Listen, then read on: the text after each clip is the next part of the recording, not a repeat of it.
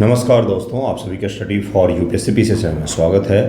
आज तारीख है 24 अक्टूबर 2025 और आज का डिटेल न्यूज़पेपर आर्टिकल डिस्कशन का वीडियो होगा। ये आज के वीडियो में हम लोग दो महत्वपूर्ण टॉपिक को कवर करेंगे और उसके अलावा एक पीटी फैक्ट से रिलेटेड भी टॉपिक होगा।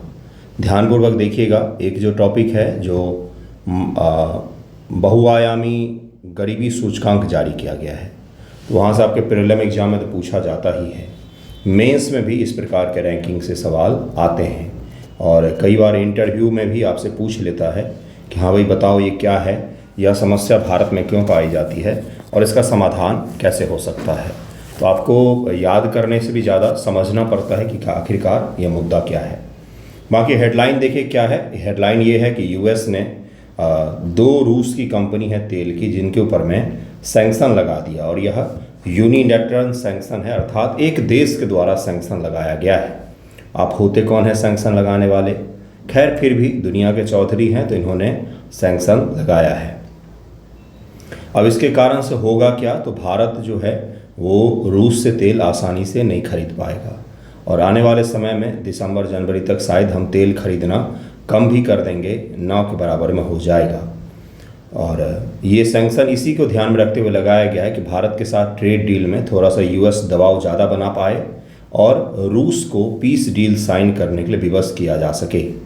तो जो रूस जो है इतने सारे सालों से सैंक्शन को झेल रहा है, आपको लगता है कि वो तेल कंपनियों पर सैंक्शन के कारण से झुक जाएगा? तो युद्ध तो नहीं रुकेगा। हाँ, कुछ ये ज़रूर है कि तेल खरीदने में दिक्कत आ सकती है भारत जैसे देशों को। ये सैंक्शन को तो हम लोग नहीं देखेंगे। दो कंपनी है यहाँ पर और उनके ऊपर में सैंक्शन लगाया गया है। ये सैंक्शन जुड़े हुए सवाल अभी तो आपसे नहीं पूछे जाएंगे। इससे रिलेटेड आईआर में आपको चुनौतियों में इसको लिख सकते हैं कि भारत के समक्ष कौन कौन सी चुनौतियाँ हैं। उसके अलावा आसियान की समिट होने वाला, आसियान का कहाँ पर, तो कुआलालंपुर में होने वाला है समिट, मलेशिया में। वहाँ पर पहले प्रधानमंत्री जी जाने वाले थे, लेकिन जब से डोनाल्ड ट्रंप का आना तय हुआ है प्रधानमंत्री जी ने जाना कैंसिल कर दिया। उन्होंने बोला कि हम ऑनलाइन ही पार्टिसिपेट करेंगे। उन्होंने मलेशिया के पीएम जो हैं अनवर इब्राहिम, उनसे बात करके बताया है कि हम अपने देश में दिवाली के फंक्शन के कारण से, चूँकि गुजरात में 9 दिनों की दिवाली होती है, कितने दिनों की, इस बार गुजरात में 9 दिनों की दिवाली है, तो उन्होंने बोला कि दिवाली के कारण से हम नहीं आ पाएंगे। लेकिन कारण सभी को पता है कि वो ट्रंप से मिलना नहीं चाहते और यह सही भी है।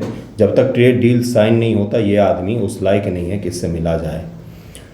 तो आसियान के बारे में भी हम लोग जरा सा देखेंगे। उसके अलावा एक और टॉपिक होगा जिसको मैं डिटेल में आपको पढ़ाऊँगा। देखिए आज का पहला टॉपिक क्या है। एक चीज़ और बता देता हूँ, एईडीओ का एग्ज़ाम जो है जनवरी में संभावित है, तो 60 दिन कैसे क्या पढ़ना चाहिए कल मैंने वीडियो बना करके समझा दिया था। जिनको एईडीओ देना है आप जा करके देख सकते हैं, उसको समझ सकते हैं। इसके अलावा बीपीएससी मेंस जो है यह मार्च अप्रैल में है, तो आपके पास में बहुत ही अच्छा खासा समय मिल रहा है। तो कृपया आंसर राइटिंग का प्रैक्टिस अवश्य ही करें। जुड़ सकते हैं, मैं भी करवाता हूँ रेगुलर बेसिस पर, तो आप जुड़ सकते हैं आंसर राइटिंग प्रैक्टिस करने के लिए। सवाल सरप्राइजिंग होते हैं कई बार, तो आपके लिए बेहतर रहेगा वो। इसके अलावा जो है जो लोग 71 बीपीएससी पीटी जिनके कम मार्क्स आ रहे हैं, ध्यानपूर्वक बंधुओं 1 ईयर 72 पर फोकस कीजिएगा। अगर आपका बीपीएससी ही लक्ष्य हो तो आप बीच में भटक जाएंगे, फिर आप इस तरफ आएंगे, तो ऐसे काम नहीं चलता है। 9 मंथ 8 to 9 मंथ मेंस और लास्ट के 3 मंथ जो होता है ये पीटी के लिए होता है। यही तरीका होता है वास्तविकता में, यूपीएससी के लिए भी और पीसीएस के लिए भी यही तरीका होता है। ठीक है, देखिए आज का पहला टॉपिक क्या है, वैश्विक बहुआयामी गरीबी सूचकांक 2025 आज का पहला टॉपिक है, जिसमें संयुक्त राष्ट्र विकास कार्यक्रम यूएनडीपी एक संस्था है। इसका हेडक्वार्टर कहाँ पर है आप मुझे बता देंगे। तो यूएनडीपी और ऑक्सफोर्ड गरीबी और मानव विकास पहल ओपीएचआई इसको कहा जाता है। प्रीलिम एग्जाम में यही पूछ सकता है आपसे इन दोनों के नाम के बारे में भी, तो इसको भी याद रखिएगा किस किस के द्वारा जारी किया जाता है। वर्ष 2025 का multi dimensional poverty index MPI कहा जाता है। मल्टी डायमेंशनल का क्या मतलब है कि गरीबी का मतलब जो है, मैंने इकोनॉमिक्स जब पढ़ाया था यूट्यूब पर, बहुत पहले पढ़ाया था जब चैनल शुरू ही किया था, तो गरीबी का मतलब केवल आर्थिक गरीबी नहीं होता है। गरीबी में उसके बहुत सारे आयाम होते हैं। जब हम उन सभी आयामों को एड्रेस करते हैं तब जाके हम मल्टी डायमेंशनल पॉवर्टी को हटा पाते हैं, उसको कम कर पाते हैं। भारत का केरल राज्य जो है, आई थिंक वो पहला राज्य बनने वाला है जहाँ पर एक्सट्रीम पॉवर्टी जो है वो नहीं पाया जाएगा। एक्सट्रीम पॉवर्टी मतलब ऐसी पॉवर्टी जिसमें आप 2 टाइम का खाना भी अफोर्ड ना कर पाएँ, ऐसी पॉवर्टी को एक्सट्रीम पॉवर्टी कहा जाता है। तो ऐसी पॉवर्टी का रिमूव करने वाला पहला राज्य जो है वो शायद केरल बन जाएगा। 1-2 दिनों में उसका आ जाएगा न्यूज़ भी डिटेल में।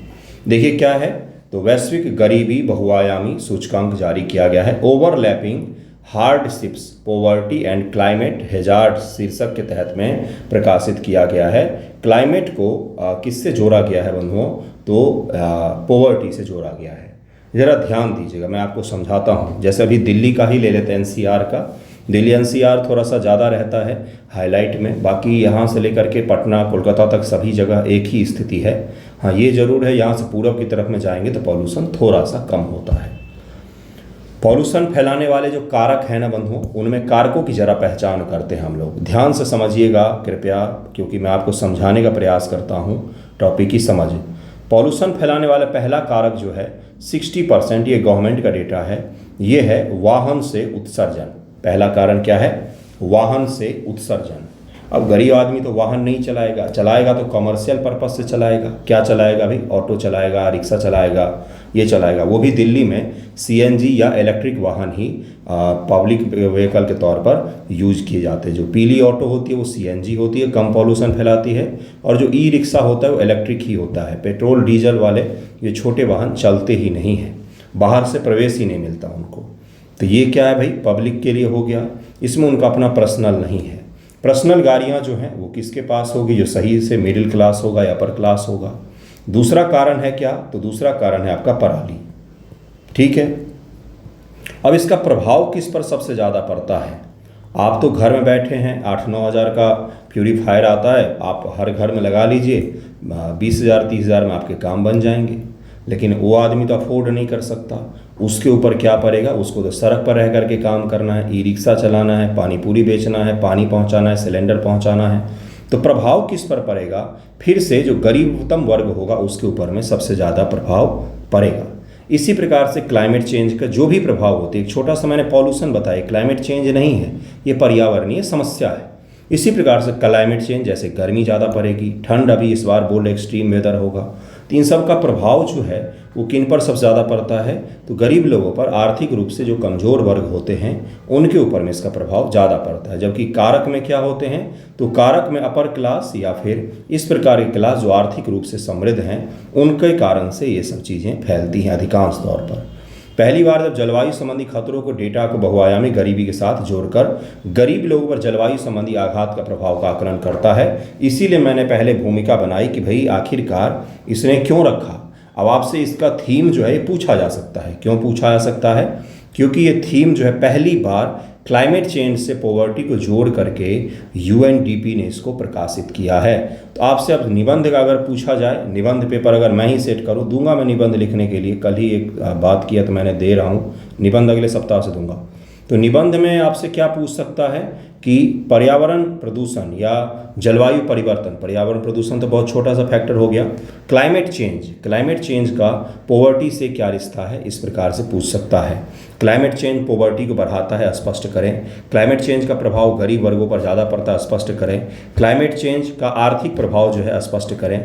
इस प्रकार से आपसे निबंध पूछ सकता है। इस प्रकार से मेंस GS2 पेपर में पूछ सकता है, GS1 पेपर में ये रिपोर्ट ही पूछ लेगा, और आपसे इंटरव्यू वगैरह में भी पूछा जा सकता है कि भाई वायु प्रदूषण का सबसे ज़्यादा प्रभाव किन वर्गों पर पड़ता है, तो वहाँ पर आपको जवाब देना पड़ेगा।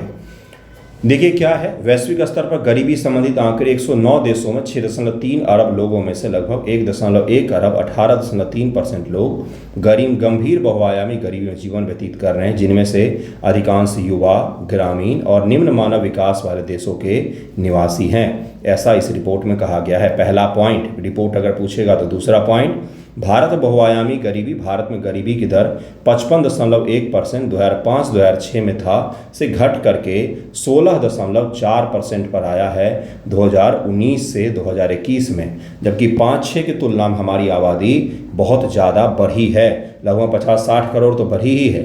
मतलब 100 करोड़ अगर होंगे तो अभी तो 150 करोड़ पहुंचने ही वाले हैं। लेकिन अब 150 करोड़ का 16.4% आदमी गरीब है और 55.1% गरीब था 100 करोड़ का। ज़रा आंकड़ों को निकालिएगा, आंकड़ों का खेल होता है, तो आपको अंदाज़ा होगा कि जितना बड़ा आंकड़ा हमें दिख रहा है न कम, वास्तविकता में उतना कम नहीं है। अभी भी अत्यधिक लोग हैं जो एक्सट्रीम पॉवर्टी में देश में रह रहे हैं।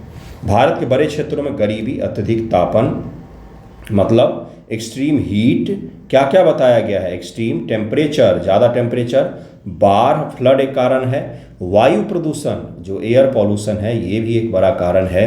गंभीर चुनौतियों के कारण से पॉवर्टी भारत में अधिकांश जगहों पर इन कारणों से भी मौजूद हैं, ये बताया गया है। अब जैसे सुप्रीम कोर्ट ने ग्रेडेड एक्शन रिस्पांस जो प्लान है वायु प्रदूषण के बाद जो लगाया जाता है उसको लागू कर देगी। मान लीजिए जैसे अभी पहले स्तर का लागू हुआ है और वो सबसे हाई स्तर का एयर पॉल्यूशन से निपटने की प्लान लागू हो जाती है, तो उसमें सबसे पहला काम क्या करती है सरकार? क्या वाहनों को रोक देती है? नहीं, वाहन नहीं रुकते हैं, कंस्ट्रक्शन का काम रोक देती है। अब जो दिहाड़ी मजदूर है जिनका कंस्ट्रक्शन से ही पेट भरता है, अब वो कैसे रहेंगे, इस पर विचार नहीं किया जाता है। तो मैं आपको क्या बता रहा हूँ, इस प्रकार के जो प्लान बनाए गए हैं ये भी इस वर्ग को इग्नोर करते हैं। आपको अगर प्लान लागू करना है तो आप ऐसा करिए, दिवाली से पहले 6 महीना पहले से ही तैयारी शुरू कीजिए। दिवाली इसमें कारण नहीं है, कारण है नॉर्थ ईस्ट से आने वाली, उत्तर पश्चिम से नॉर्थ वेस्ट से आने वाली हवाएं जो दिल्ली के क्षेत्रों में आकर के स्थिर हो जाती हैं, तो वहाँ के सारे प्रदूषित चीज़ों को वो यहाँ पर ला करके रख देती हैं। ये एक भौगोलिक कारण है, आज मैं पढ़ाऊँगा आपको। तो आपको पहले से प्लानिंग करनी चाहिए। गंभीर और गरीबी और जलवायु का अंतर संबंध, जलवायु आघात अब लगातार तीव्र होते जा रहे हैं। 2022 में 32 मिलियन लोग विस्थापित हुए हैं। यदि प्रभावी जलवायु समानुपाय नहीं किए गए 2050 तक अत्यधिक गरीबी लगभग में 2 गुना हो जाएगी। जलवायु परिवर्तन के कारण से एक्सट्रीम पॉवर्टी जो है यह बढ़ जाएगा, ऐसा बताया गया इसमें।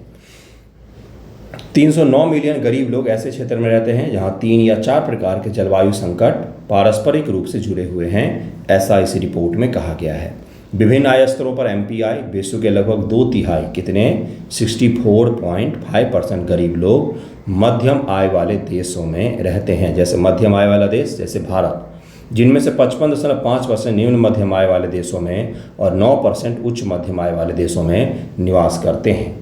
सामान्य वंचनाएं, मुख्य वंचनाओं में स्वच्छ खाना पकाने के ईंधन, उचित आवास, स्वच्छ सुविधाएं, कुपोषण, विद्यालय न जाने वाले बच्चे इत्यादि शामिल हैं। ये सब क्या है, MPI के अलग अलग पैरामीटर हैं जिसके आधार पर गरीबी को नापा जाता है UNDP के द्वारा। गरीबी को लेकर के इससे विश्वसनीय डेटा कुछ नहीं होता है। वैश्विक लेवल पर देश में भी MPI निकाला जाता है। बहुआयामी गरीबी सूचकांक में असमानता प्रगति, तुलनीय डेटा 88 देशों में 76 देशों में कम से कम एक बार बहुआयामी सूचकांक में कमी दर्ज की गई है, ऐसा भी इसे बताया गया है।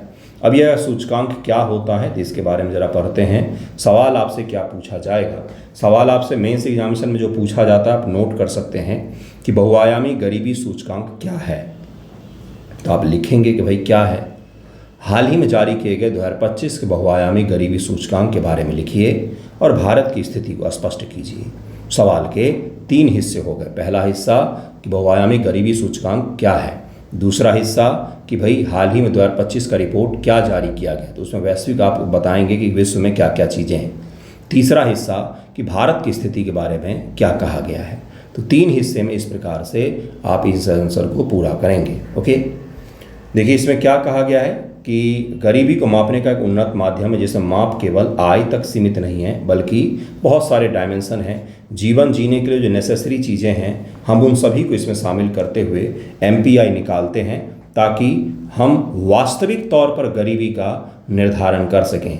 मैंने कई बार गरीबी पढ़ाते दौर भी ये बोला है कि एक रेगनस नरकसे हुए हैं, बहुत बड़े इकोनॉमिस्ट थे, उनका एक बयान है कि गरीबी साइकिल के बारे में, जो उसको हम क्या कहते हैं भाई, गरीबी का कुचक्र बोलते हैं, पॉवर्टी का साइकिल कहते हैं, कि उनका एक कथन है कि कोई व्यक्ति गरीब है क्योंकि वह गरीब है, कोई व्यक्ति गरीब है क्योंकि वह गरीब है। यह छोटा सा आपको लग रहा हो क्या बोल रहा हूँ मैं, गरीबी का कुचक्र को एक्सप्लेन करता है ये कि कोई आदमी अगर पुअर है वो इसीलिए है क्योंकि वह पुअर है। पुअर आदमी सही हेल्थ अफोर्ड नहीं कर सकता, एजुकेशन अफोर्ड नहीं कर सकता, फूड अफोर्ड नहीं कर सकता, रहने का आवास अफोर्ड नहीं कर सकता। अब उसके कारण से उसका गरीबी का कुचक्र कभी टूट ही नहीं पाता है। इनमें से किसी एक चीज़ को अगर हम सही से डिलीवर कर दें तो वो उस गरीबी चक्र से निकल जाएगा। जैसे एजुकेशन, अगर हम एजुकेशन और हेल्थ भी सब तक पहुंचा दें अच्छे तरीके से और क्वालिटी एजुकेशन, तो गरीबी का कुचक्र जो है वो आसानी से टूट सकता है। 20 वर्षों में एक जनरेशन जो है वो गरीबी से बाहर निकल सकती है। विभिन्न आयामों का भारांश इसमें दिया गया है जो आपको याद नहीं करना है, फिर भी मैं बता देता हूँ। जैसे स्वास्थ्य है, शिक्षा है, जीवन स्तर है, ये तीन जो हैं मुख्य आयाम रखे गए हैं। अब इसी में अलग अलग बांटा गया है। प्रत्येक स्वास्थ्य और शिक्षा संकेतक का भाग 1/6 है, क्योंकि प्रत्येक आयाम में 2 संकेतक हैं। जीवन स्तर के प्रत्येक संकेतक का भाग 1/18 है, क्योंकि इसमें 6 संकेतक हैं। जैसे गैस आप यूज करते हैं, पक्का आवास है, पीने का स्वच्छ पानी कहाँ से है, सैनिटेशन क्या है, ये सब चीज़ें भी होती हैं। स्वास्थ्य में 2 हैं, पोषण और बाल मृत्यु दर को देखा जाता है। शिक्षा के वर्ष और विद्यालय उपस्थिति देखी जाती है। रसोई का ईंधन, स्वच्छता, पेयजल, विद्युत, आवास और परिसंपत्ति देखा जाता है जीवन स्तर में। इन सभी को मिला करके MPI निकाला जाता है। मान 0 से 1 के बीच में होते हैं। उच्च मान अधिक गरीबी को दर्शाता है। 0 यानी कि पॉवर्टी कम है और 1 यानी कि पॉवर्टी बढ़ गया है। तो इसी प्रकार से इसको याद रख सकते हैं। MPI बराबर H/A करके हम लोग निकालते हैं। इसको याद रखिएगा। H का मतलब क्या है, गरीबी की प्रचलित दर, और A का मतलब है गरीबी की तीव्रता, इंटेंसिटी ऑफ पॉवर्टी। क्या ये सब भी आपको पढ़ करके याद रखना चाहिए? नहीं, इन चीज़ों को आप छोड़ सकते हैं, क्योंकि यह कैलकुलेशन नहीं पूछा जाता है कभी भी। हाँ, पता होना चाहिए कि क्या है, बाकी यह पूछा नहीं जाता एग्जामिनेशन में। एग्जामिनेशन जो पूछा जाएगा उतना आप लिख करके आएँ, और PT में भी फिर वहीं से सवाल आते हैं। नेक्स्ट टॉपिक देखिए क्या है, अगला है no meeting with Trump as PM to attend ASEAN summit online. और कई सारे कॉन्स्पिरेसी थ्योरीज भी चल रहे हैं कि प्रधानमंत्री इसलिए नहीं जा रहे हैं क्योंकि थ्रेट है, अमेरिका कुछ करना चाह रहा है, इत्यादि इत्यादि इत्यादि। तो ये सब तो कॉन्स्पिरेसी थ्योरी होती है, ट्विटर पर बहुत ज़्यादा चल रहा है एक्स पर। खैर, फिर भी हम लोग यहाँ पर देखते हैं जो भारत सरकार ने कारण बताया है वो यही है कि हम प्रधानमंत्री जी दिवाली में बिजी हैं। और जो सबसे ज़्यादा प्रचलित और मुख्य कारण माना जा रहा है वो यही है कि प्रधानमंत्री जी ट्रंप से मिलना नहीं चाह रहे, और यह सही भी है। मिस्र में भी जो शांति समझौता हुआ, आपको पता ही होगा, गजा पीस को समिट हुआ था, उसमें भी प्रधानमंत्री जी नहीं गए थे, इसी कारण से कि ट्रंप से नहीं मिलना था। ओके, देखिए क्या है ये 47वां आसियान शिखर सम्मेलन हो रहा है। आसियान भारत के लिए बहुत ज़्यादा महत्व रखता है, इसलिए प्रधानमंत्री जी ने इससे पहले शायद एक बार वहाँ पर नहीं गए थे, नहीं तो हर बार उन्होंने अटेंड किया है आसियान समिट को। 26 से 28 अक्टूबर तक मलेशिया की राजधानी कुआलालंपुर में यह आयोजित हो रहा है। यहाँ पर S जयशंकर भारत की तरफ से भाग लेने जाएंगे। यह 10 आसियान देश, इंडोनेशिया, मलेशिया, थाईलैंड और जो बाकी देश है उन सभी का वार्षिक आयोजन है, और हर वर्ष यह आयोजित होता है। मोदी इस शिखर सम्मेलन में मोदी जी व्यक्तिगत रूप से नहीं जाएंगे, इसके बजाय वे आसियान भारत शिखर सम्मेलन में वर्चुअल रूप से भाग लेंगे। तो ये आपको पता चल गया, और उन्होंने प्रधानमंत्री से बात करके और सारा कुछ बता भी दिया। अब हमारी तरफ से कौन जाएंगे, तो S जयशंकर महोदय जा रहे हैं। और जब समिट होगा उसके बाद हम लोग भारत और आसियान पर IR के वीडियो में डिटेल में इसको पढ़ेंगे। IR का वीडियो अभी मैंने रोक दिया, एक दिन बनाया मैंने, उसके बाद रोका मैंने इसलिए क्योंकि रिजल्ट में देरी कर रहे हैं। तो छठ के बाद आपको IR का वीडियो रेगुलर मिलने लग जाएगा। GS भी मैं पढ़ाने की सोच रहा हूँ, पढ़ाता हूँ मैं, बच्चे पढ़ते नहीं, इसलिए फिर बीच में मुझे छोड़ना पड़ जाता है।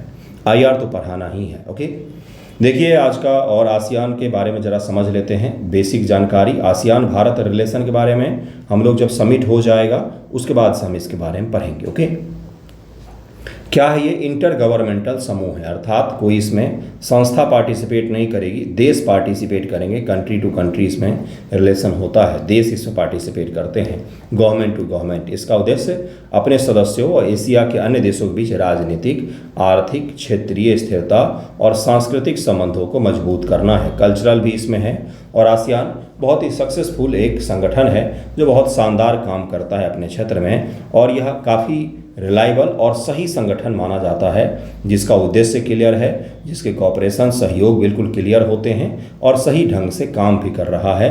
काफ़ी वर्षों पुराना यह संगठन है। आसियान के सदस्य के बारे में पूछ सकता है, तो आसियान का एकमात्र ऐसा सदस्य है जो लैंड लॉक्ड है, उसका नाम है लाओस। तो लाओस को भी याद रखिएगा, इसके बारे में पूछा जा सकता है। लाओस एकमात्र लैंड लॉक्ड कंट्री है। उसके अलावा यहाँ पर म्यांमार इसका सदस्य है, थाई का लैंड थाईलैंड, उसके अलावा लाओस हो गया, वियतनाम हो गया, कंबोडिया हो गया, सिंगापुर हो गया, मलेशिया हो गया, फिलीपींस, ब्रुनोई है, बोर्नियो है। ब्रुनोई इस पूरे आइलैंड का नाम है। बोर्नियो देश और इंडोनेशिया यहाँ पर प्रमुख देश है। इंडोनेशिया जो है वो राजनीतिक रूप से अस्थिर माना जा रहा है अभी। कभी भी वहाँ पर नेपाल, श्रीलंका और बांग्लादेश जैसा जन विद्रोह हो सकता है, हुआ भी था। और वहाँ की जो शासन सत्ता है आजकल वह माना जा रहा है कि काफ़ी ज़्यादा करप्ट हो गई है।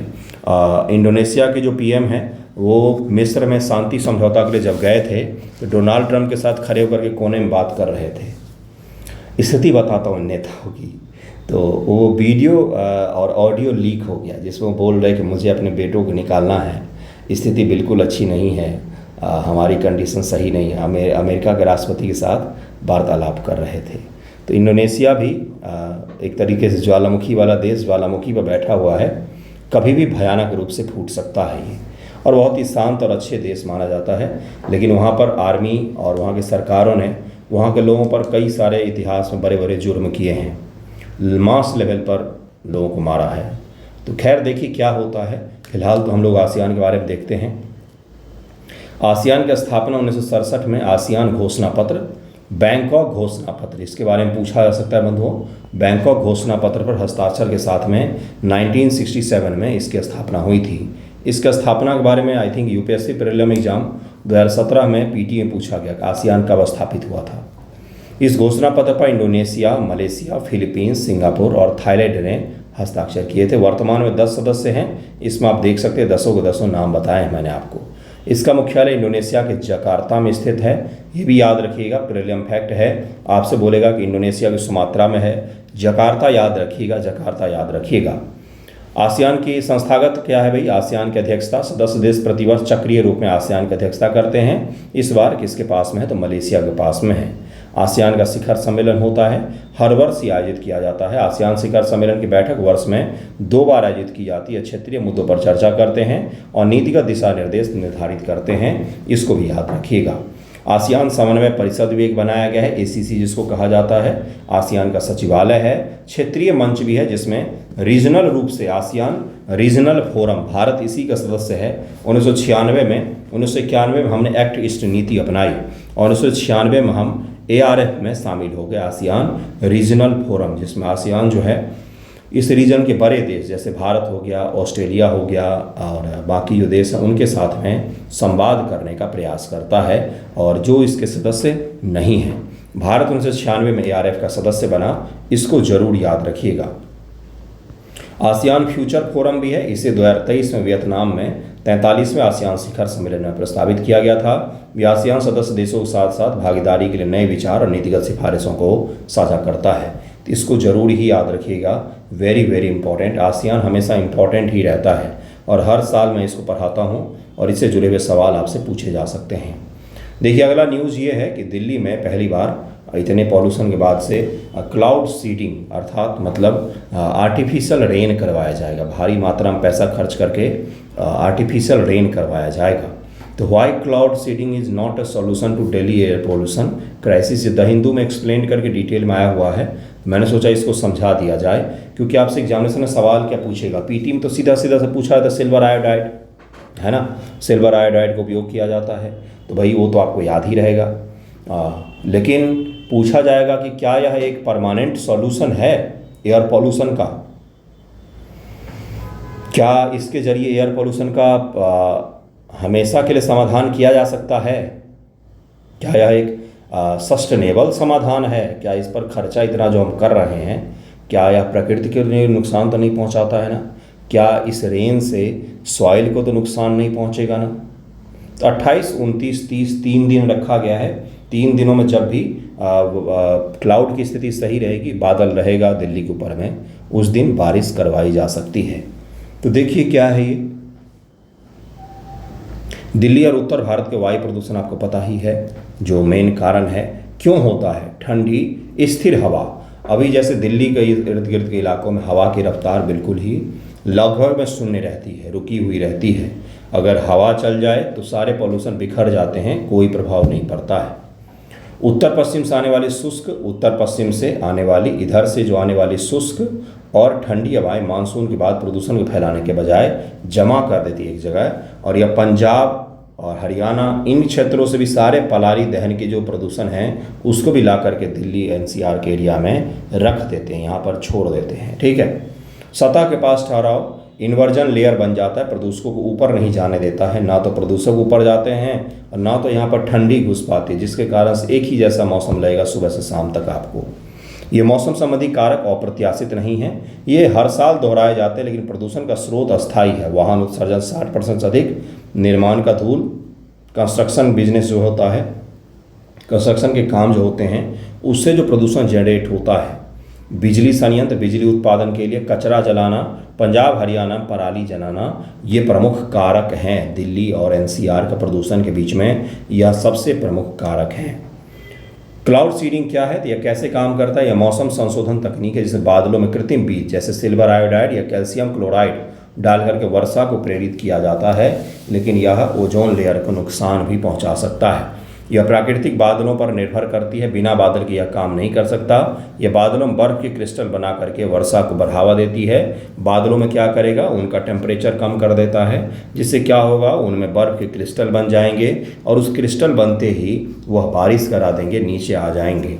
लेकिन उत्तर भारत में सर्दियों के दौरान बादल कम होते हैं, जैसे अगर दिल्ली में भी बादल कम हो गया इस बार, इसलिए वो क्लाउड सीडिंग हो जाएगा क्योंकि दिवाली पहले आ गई सितंबर में ही, अक्टूबर के जल्दी ही आ गई दिवाली, और उसके साथ साथ हुआ क्या कि मानसून देरी से गई है, तो इसके कारण से बादल मौजूद हैं अभी ऊपर में इस एरिया में, तो इसलिए माना जा रहा है कि आसानी से हो जाएगा।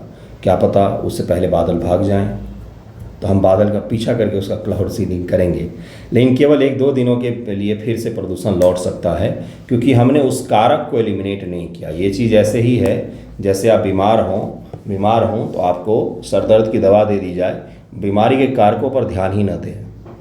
प्रदूषण आना बंद नहीं होगा, वेस्ट से जो हवाएं आ रही है नॉर्थ वेस्ट से, वो आना बंद नहीं होगी, पराली जलना बंद नहीं होगा, वाहन का उत्सर्जन कम नहीं होगा। तो आप 1-2 दिन अगर क्लाउड सीडिंग करा कर बारिश कर भी लेंगे तो वो कोई परमानेंट सोल्यूशन नहीं है। एक दिन की वर्षा से प्रदूषण स्तर 20-30% कम हो सकता है, लेकिन अगले दिन या फिर वापस आ जाएगा। कल ही मैंने आपको बताया था कि 2020-21 के आसपास शायद दिवाली के नेक्स्ट डे बारिश हुई थी, जिससे प्रदूषण कम हो गए थे, लेकिन फिर से एक दिन बाद पूरा प्रदूषण से भर गया दिल्ली। परमानेंट सोल्यूशन नहीं है, आपको इस प्रोसेस के बारे में पता होना चाहिए था, ये मैंने बता भी दिया आपको। ओके, तो आज का वीडियो यहीं पर एंड करते हैं। आई होप आपको सही लगा होगा। थैंक यू सो मच आप सभी का वीडियो देखने के लिए।